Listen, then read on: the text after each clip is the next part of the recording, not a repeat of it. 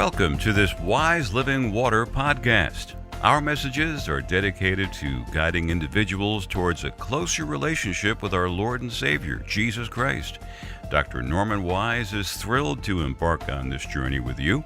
Through these podcasts, we aim to provide insightful material that will inspire and uplift your spiritual journey. Join us now as we delve into the teachings of Jesus Christ and explore how we can apply His wisdom to our daily lives. Together, we will reflect on the power of faith, love, and compassion in shaping our existence. So you see, the thing is that there's a direct link between your biology and your emotions. And so sometimes that depression is nothing more than bad chemistry. Something like 40% of people who simply go to a doctor and are treated for depression simply on a biological basis have relief.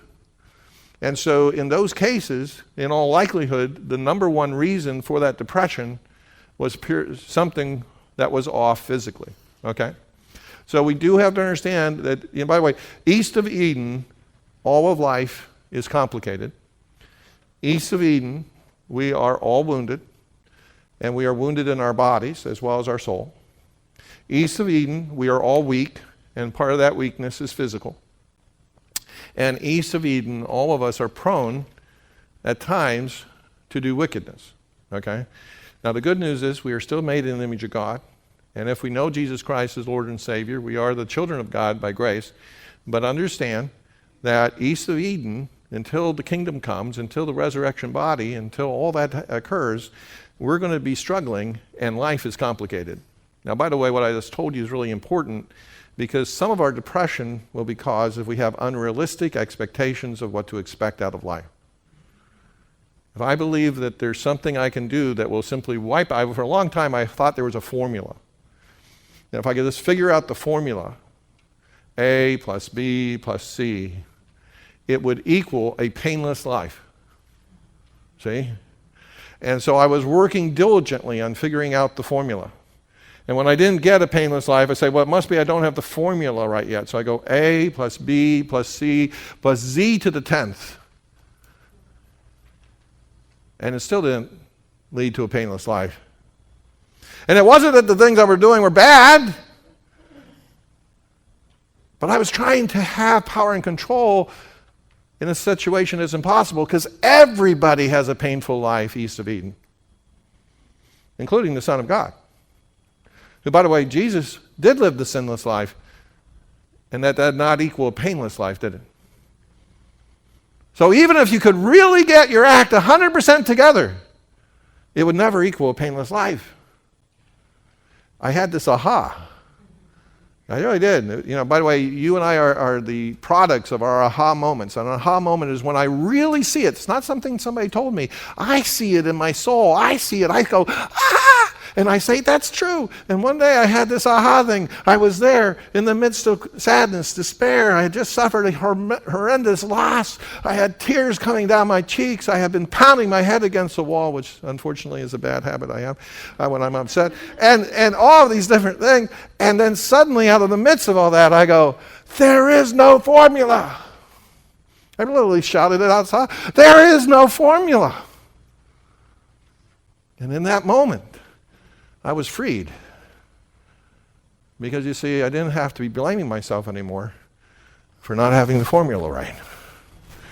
There is no formula. So very important. Well, physical illness. Some of us have chronic pain, physical illness. My wife being one of those, she's in pain 24/7 every day of her life, a wide variety of things. And that can, Job, perfect example, it can begin to wear us down, and we begin to become, there's real physical pain, but our response to that pain is, this is impossible. It just can't, I can't endure this. This is just beyond me. And we can understand that, right? That's understandable. But it's part of what can trigger depression. Now, it doesn't have to lead to depression, but it can lead to depression. Losses of life. It can be losses of loved ones, losses of jobs, losses of dreams, losses of money. you count it in, okay? In other words, life east of Eden, have you noticed? We don't always win. And quite honestly, we're not even in control of when we win. There's been times when I have won when I didn't deserve the win. It's really true. I walked in a job interview one time, and I was totally unqualified for the position, and the guy just liked me, and he said, "I'm going to hire you." And it led to this wonderful golden season in which I really enjoyed it, but it was all due to the undeserved favor of somebody in power who says, "Okay, you don't have a degree, but I like you. Take the job." Okay? Totally undeserved. I didn't earn that. I didn't deserve that. This guy liked me. There's been other times I have worked, I have slaved, I have produced excellent things, I have done it all, and I lost.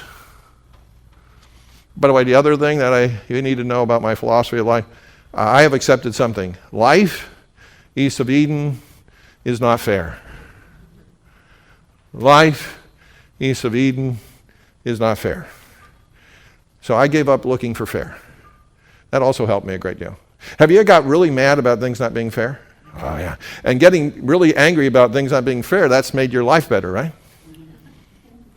That has improved your mental state and no. Because you see, that anger turned inside is depression.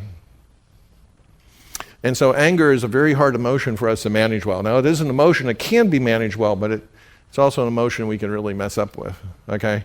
And so we need to be very careful about that. And part of that is we have to understand it isn't a question of fair, it's a question of how can I make this a little better? But you won't get fair here. Just won't happen. Bad circumstances come in, and these are just things that happen. It can be a hurricane.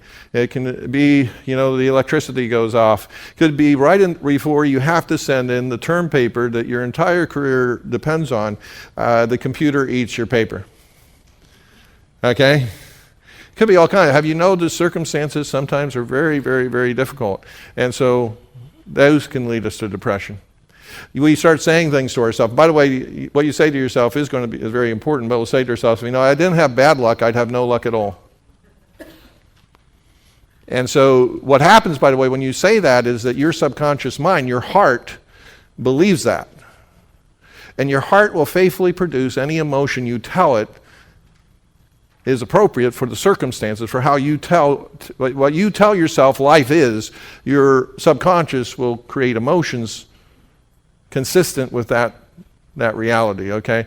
And that's where a lot of your emotions come from. Now, like I said already, some of your emotions just come out of your physical, chemical body. But the other part comes a lot of times out of the story we're telling ourselves, our perception. Social struggles. Have you noticed that people are difficult to get along with? I'll never forget the little Snoopy thing, the little Snoopy dog. He was on top of the Snoopy dog house and said, "I love mankind, it's just people I can't stand." People do the darndest things, don't they? They do unexpected things. They say unexpected things. You think they understand what you're saying. They don't understand what they're saying. Then they go off. And they tell all your friends what you didn't mean.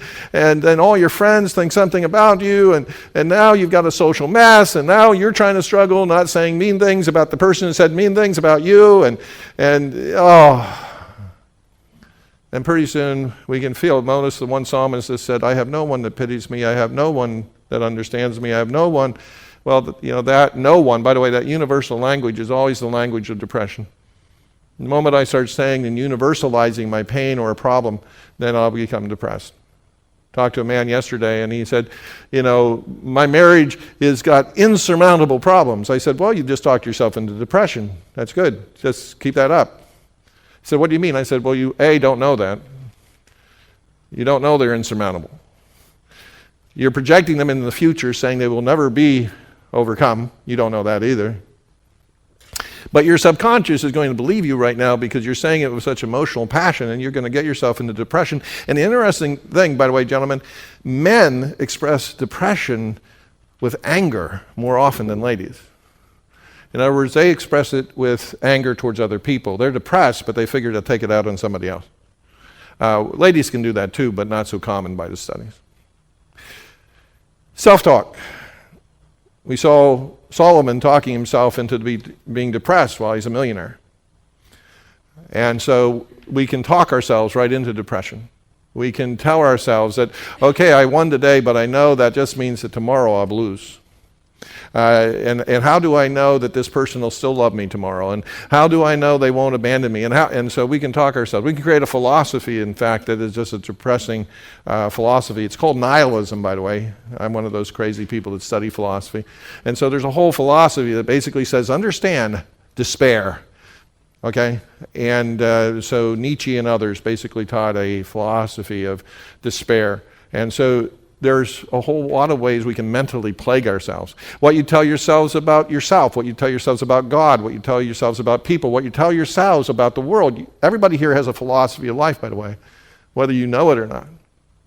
You have a way of understanding everything, including yourself. And if that story is not God's story, if there is an unhealthiness to the story you're telling yourself, one of the fruits of that can be depression.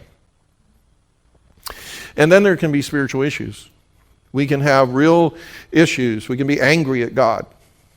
We can be upset with how we don't think God has been fair to us. Job, perfect example. And so out of that spiritual dynamic, we can, in fact, be feeling depression. Well, these are the signs of depression. You have persistent sadness, anxiety, an empty feeling inside, like there's nothing. You just feel in your gut, you feel in your heart an emptiness. You actually can physically feel as though your soul is empty. You have hopelessness and pessimism. You don't have any anticipation anything is ever going to work out in your life. You have no anticipation of success or a good legacy. You have feelings of guilt. These aren't true feelings of guilt. These are my feelings of guilt, saying, well, I'm responsible for my whole family being messed up. Well, I'm not responsible for my whole family messed up. You're only responsible for what you say and what you do and what you feel, plus nothing else. You are not responsible for anyone else's sin. You're not responsible for things outside your control. But this guilt becomes guilt over the universe. If only Norm died, the world would be better. See, that's not real guilt. And also this kind of guilt is unforgivable. In other words, we don't feel that God can forgive us. We don't believe there's any redemption. It's also a hopelessness, the fact that I am, in fact, morally flawed, just flawed down to my very core, and therefore there's no hope for me. Yeah? In the Old Testament, it says that the sins of the fathers will be visited upon, several generations down. So where does that factor into what you just said, that Well, we're not responsible for anyone okay, else's sin? I will put this on tape so that it is heard by the world. I reject the whole idea of generational cursing. Okay, Ezekiel 18 is what God says, because people have misunderstood what he said earlier. God says, let this proverb no longer be spoken among God's people, Israel. This is the only proverb that God ever said no to. Said, no, this is a false proverb. That the fathers have eaten sour grapes and the children's teeth have been set on edge, meaning that the kids are going to have to suffer for the sins of the father. And God says, don't say it, that's false. Then he goes into a whole chapter, and it's a long chapter, and boy, do you need some, you're going to need some dictionaries to work it through, because he uses some strange illustrations in that chapter. But nevertheless, the thing is, he goes through and he says, okay, you have a good dad. And because he was a good dad, that meant that his son followed the Lord. No. Good dad, bad kid. Then you had bad dad, good kid. And he goes through all the logical possibilities, and it says each one will deal for their own sins, period, end of report, and there's no destiny set on you by your parents. I am the product of 4 generations of alcoholics. My dad's dad most likely committed suicide by placing himself in front of a train. Okay? Didn't leave a note. We don't know for sure. But most likely. And the thing is, only by the grace of God am I not the 5th generation. But there was no curse that said Norm has to live and die an alcoholic. Okay? What was that, Ezekiel 18? Ezekiel 18, the whole chapter. But the first few verses is the key. But by the way, you're going to read some stuff in there you're going to scratch your head on. That's okay. Look for the general thrust. That's all right. And what it just says is that no, and says the soul that sinneth, it will die in death. Also, by the way, God takes no pleasure in the death of the wicked. So he's rooting for us to change our mind. So very important, because you see, if we buy into that, we can have a false sense of guilt. Oh my goodness, my grandfather has made me have to be destined to fail in my life. Well, what am I supposed to do about that, see? Now, there will be people tell you what to do, but there's nothing biblical to do about that, because that's biblically not true. So there you go. You have to think, think about it, but I gave you a reference to think about it anyway. We have a sense of worthlessness. Jesus said, never call anybody worthless, Matthew 5. And that includes yourself, because you're not worthless. You are the most wonderful thing God ever made. You are one made in the very image of the Almighty. There is nothing in the universe better to be than human. The angels wish they were you. They envy you, because God doesn't love the angels as much as he loves you. Christ didn't die for one angel. Not one drop of the blood of Jesus ever was applied to one sin for any angel, because they're not that important to him. But you are the apple of his eye. You are the treasure of his heart. So don't call yourself worthless. You're the most wonderful thing God ever made. But we call ourselves worthless, don't we, when we get into these moods? And helpless. Well, sometimes we can feel helpless, but we're never without help, because God, you see, is always our help. Irritable, restlessness, loss of interest in activities or hobbies once pleasurable, including sexuality. Now, sometimes what will happen is you have a flip of this, and there's an overindulgence as an escape mechanism. Okay, so in other words, in Nietzsche, you say this is the most common thing, but it can actually go the other way as well. Any kind of extreme behavior can be an expression of depression. But most of the time it's expressed like this. Fatigue, decreased energy. You don't have the energy to do anything, because this depression you physically feel. Okay, you physically feel as though someone has kicked you in the gut. You physically feel as though there's no fuel in your tank. You physically feel it. It's a physical thing as well, even though by the way, our mind can affect our body as well as our body affect our mind. Goes both ways. Difficulty concentrating, remembering details, making decisions. We just can't bring ourselves, we can't think as clearly. By the way, that's because the brain, they can actually monitor the brain. The brain doesn't have electricity going to vital parts of it. Insomnia, not being able to sleep, early morning wakefulness, or, again, the other side of that, some people will want to sleep the whole day long. Overeating or appetite loss. In other words, again, extremes on the two sides of eating. Some people will try to gorge themselves, make the pain go away. Other people won't eat anything at all. Thoughts of suicide and suicide attempts, thinking death has to be better than this because life is going to be horrible and will never improve. And then actually physical pain, that even though we go and see doctors and everything else, we just feel physical pain. And again, there's a relationship between body and mind, and the body is reacting to the sadness of the soul and beginning to reflect the sadness of the soul. Well, are you depressed? Well, this is homework, in that I gave you the Beck inventory. And you can say, I don't need to tell me I'm depressed. I already know. Thank you very much. But if you had any doubts, you could take it. But also, if you wanted to know the severity of the depression, the Beck inventory is used in order to try, and it has a self-scoring thing there, so you can take it, fill it out, and that could be your homework sometime within the next 24 hours. By the way, the reason I want you to do that is if you do something within the next 24 hours, you're more likely to remember what went on here. Okay, because your brain is conditioned that if you do nothing with what goes on here, someone will ask you, where were you last Saturday? Well, because you would have put it into the not important category, okay? So if you do something like take that test after the seminar sometime today or tomorrow, then it will put it into a category in your mind where some of the better elements here will be there. So you can flip over to page 4. Now let me simply tell you this. This is in fact a true statement. It's a true statement as far as God is concerned. It's a true statement as far as science is concerned. It's a true statement. Substantial healing can be experienced for those suffering depression. That's what all the data comes out. Now listen, notice my phraseology here. Substantial healing. Not perfect healing until we see Jesus. But can there be a better? Yes. Can it be substantial better? Yes. Will it be perfect? No. One of the problems of depression is it falls into a thing called perfection or nothing. It's black or white thinking. And so the fact of the matter is that that's not true. The thing is that can be more depressed, less depressed.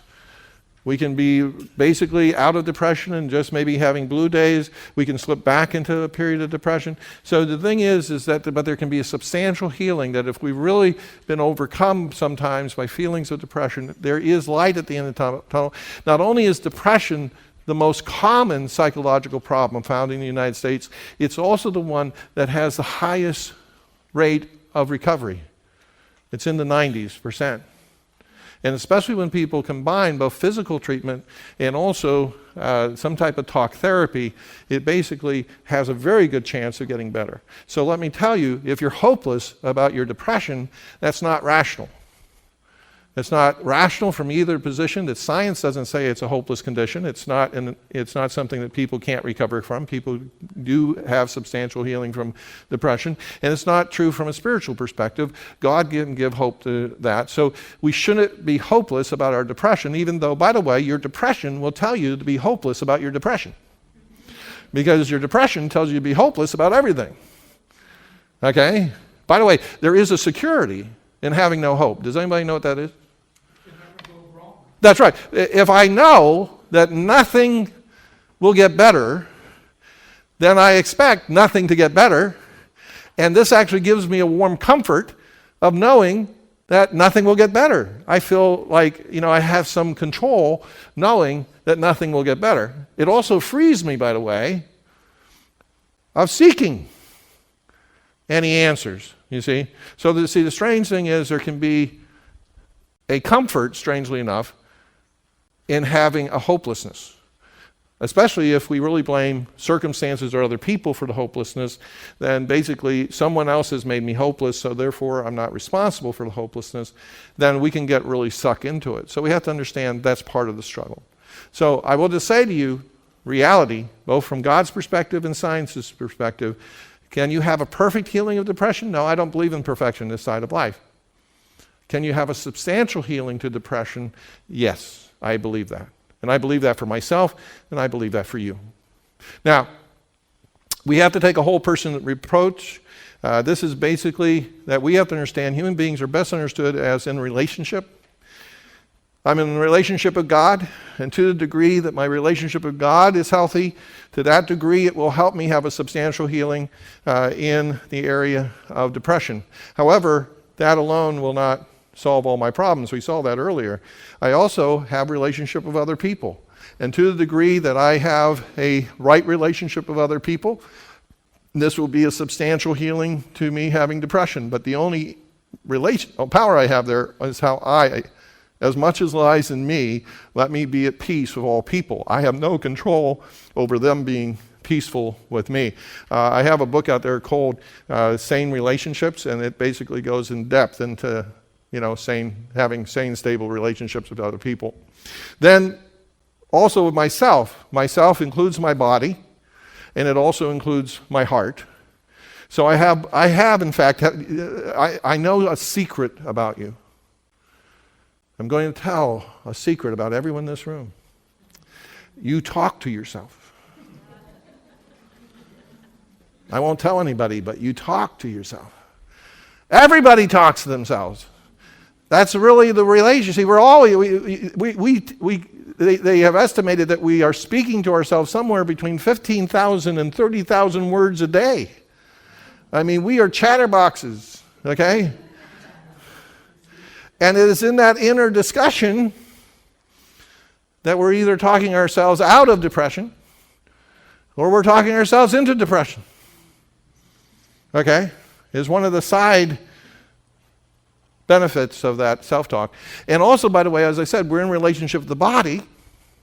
So the body is also sending chemicals in. By the way, our body will also change in light with our mind.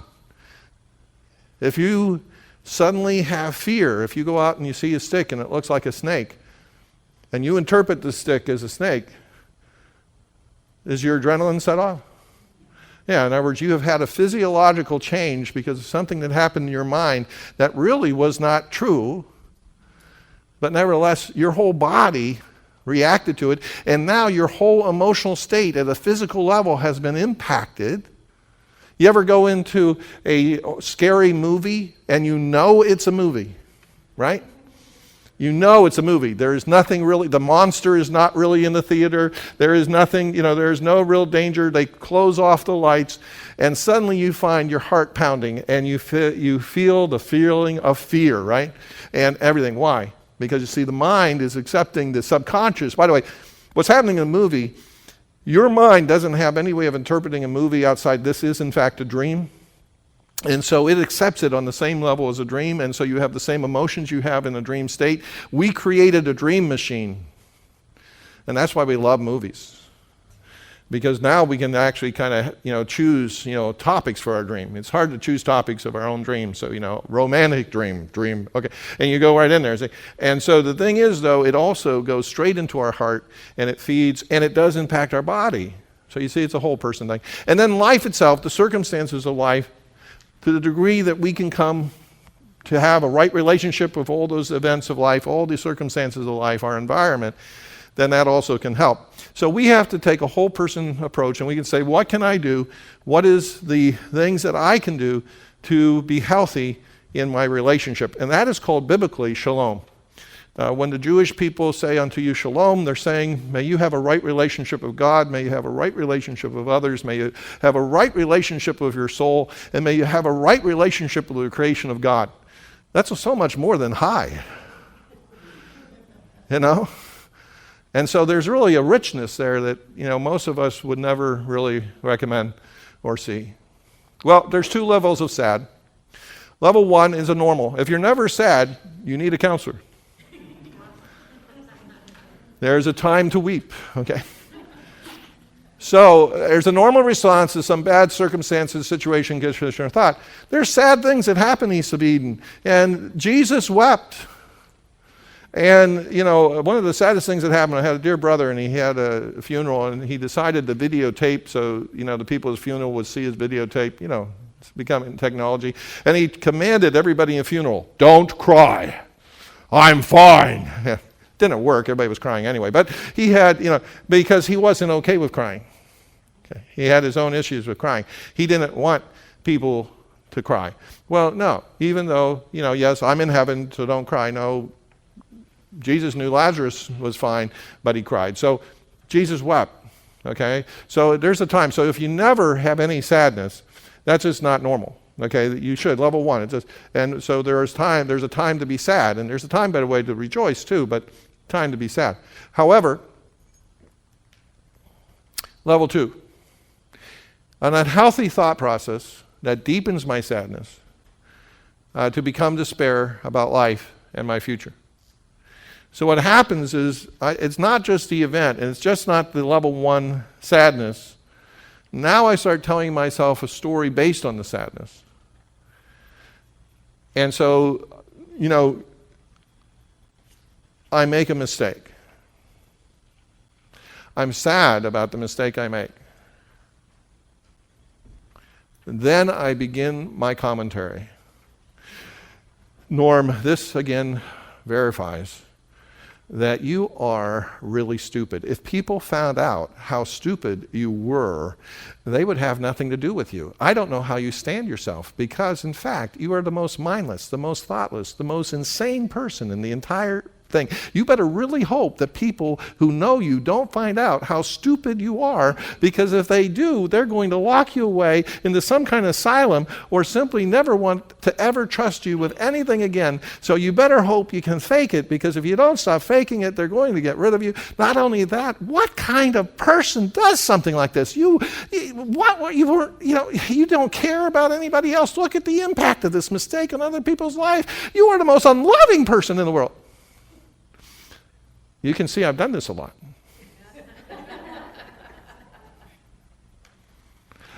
And so now we've gone beyond sad to where now I'm going into despair. And by the way, I'm not talking about what I did. I'm calling myself worthless. I'm not looking at myself as made in the image of God and full of honor. I'm not speaking to myself in a respectful way.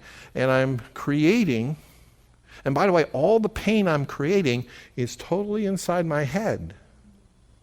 By the way, right now, nobody else has added their chorus in. I mean, there are people that will, of course, be glad to add to that chorus. And I remember those reproaches I told you about. They'll send out, it's like this young 10-year-old. There are people that will be glad to tell us negative things from the outside. But you see, that can hurt us. That should lead to sad. But it's when I say amen to them. Amen means let it be. When I affirm what they give as a negative message, well, then I start moving. And you see, I'm not in control of level 1 pain because that's really just normal. In fact, if I become stoic and if I become hard, I do damage to my soul because that's not healthy. But I should have control and do have control over level 2 pain. Because you see, I can say, wait a minute, and we're going to talk about, wait a minute, yeah, I could interrupt myself. I don't need to go down this road, okay? Yes? What do you think about teachers telling children who misbehave that it makes the teacher sad? Okay, you're going to have to say it louder because your voice doesn't carry, nor do my ears hear well, so I'll come over to you. What do you think about teachers who tell their children that they are sad because of the child's behavior? Okay. Well, first of all, I think the teachers are made in the image of God, and wonderful, and God chosen for that particular information. Now, the question is, what do I think about the statement, not the teacher? Do I think that a teacher... the question was, is it appropriate? I'm going to reword it a little bit. Is it appropriate or wise for a teacher to tell children that they are feeling sadness over some behavior, see? And so the question is, it depends on the context, but if this is an attempt to use guilt as a way of manipulating the child, we have to be careful. Because again, children, by the way, under the age of 10, they don't process information in the same way as adults. And so everything we say to people under 10, we have to be very careful with, because they may not know they may not even know what they did. There was a mother recently who was very upset with her child because she was talking to a friend, and the person said, talking about how she thought coffee was not good for you. And the child popped up and said, "But Mommy, why do you drink coffee?" Well, what she didn't understand, she thought the child was being sarcastic, but the child doesn't most likely even understand sarcasm. The child wasn't making any sense. Mom always does what good, doesn't know what good means here, doesn't know where she's taking, doesn't taste good. Well, why are you drinking something if you don't, it tastes good? The child, by the way, has not drank coffee, so coffee is the great mystery of the adult world to children. Part of the Wise Living Water the podcast magic with Dr. elixir. Norman Wise. We hope these podcasts when I get to be serve 18, as a I will get source to of drink the inspiration magic and elixir. enlightenment So as we there's a grow real in mystery our around faith coffee. together. But Our is it content is designed to bad offer tasting? wisdom, Why do encouragement, adults and drink it? guidance for Is those it seeking bad a deeper morally? connection with their faith. There's Whether something you're just evil about beginning that your drink? spiritual exploration, Mom or have been always on that does path good, for so years, why would Mom, there's who something always here does for good, everyone. why would she drink If you have something any that's morally comments or evil? That doesn't make sense. suggestions about Why would today's Mom be message, drinking please send something an that tastes email bad? to Doesn't make sense. So you see, the child's question is really a question. wiselivingwaterchannel@gmail.com. But in our adult hearing,